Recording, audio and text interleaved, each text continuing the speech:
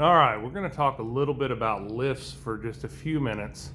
And this blue one that's standing right here, kind of both the posts together, that was the original lift that I bought when we bought this property and put here in the shop.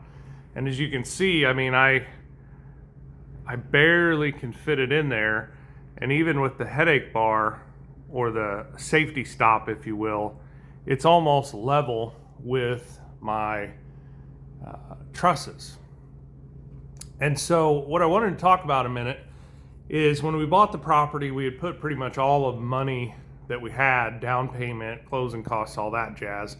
And so I ordered this lift really before we did anything else, because I knew if I didn't do it right then, I wouldn't get a lift in here for many years, and I wasn't going to work in here without a lift. So this is a Chinese imported lift. They call it a Gemini lift. I think it's sold under a lot of different names. This was honestly a pretty decent lift. I think you can see there 2017, so it's not a terribly old lift. It worked pretty good. It did almost what I needed it to do, but it was just, supposedly it was a 10,000 pound lift.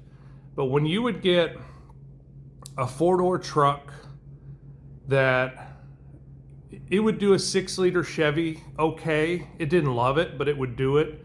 It would do your half tons just fine. Even a 3/4 ton 6-liter Chevy would be all right. But it just seemed to really work hard. And there were a few different ones. If I would get an extended wheelbase or if I would get a diesel powered pickup, it really would struggle. And I just never felt good on it.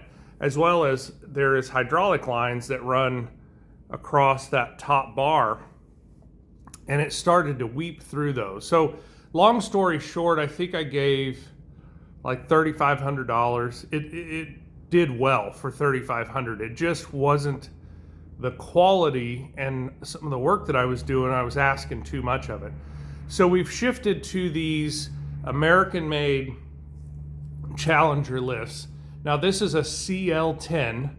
They have a Chinese version of this, which at my work that I work at during the day, they've done okay, honestly. We have, I think, 1 or 2 of them, and then we switched over to the CL series, and they've done extremely well.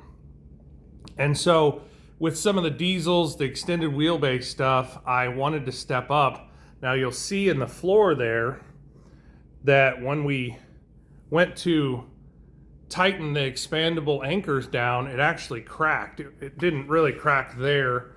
It was actually this one here.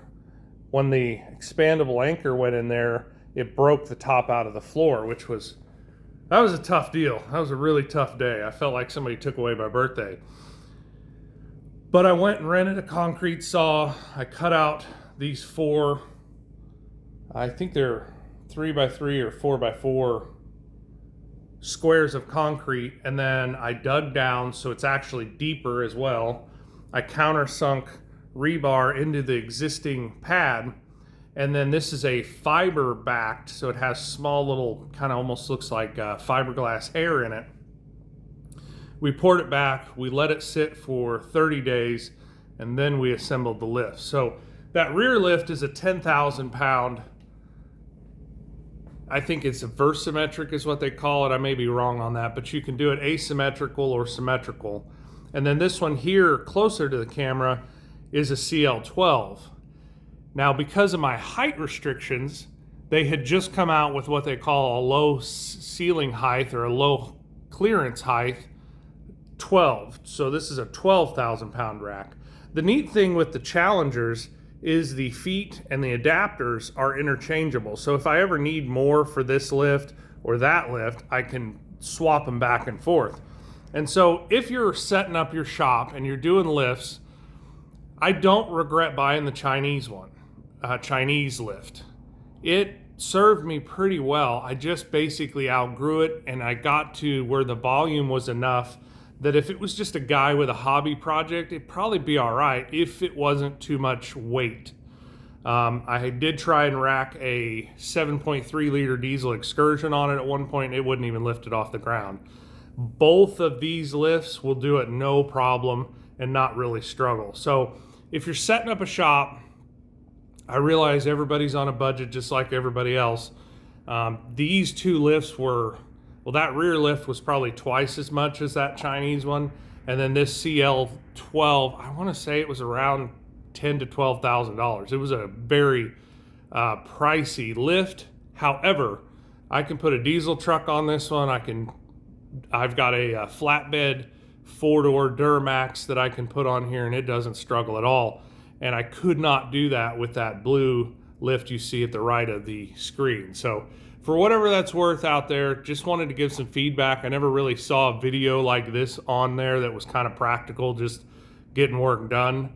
But that's my thoughts on setting up your shop with automotive lifts. Whether you spend the extra money and you buy quality, you know, if I had the money, obviously I would have done that. I just didn't right then, and so that lift was kind of a stepping stone. It's still a good lift. It's getting ready to leave and go to a buddy of mine's house. He's going to put it back in service. So it's just one of those things that it was part of my journey to step up to these Challenger quality lifts.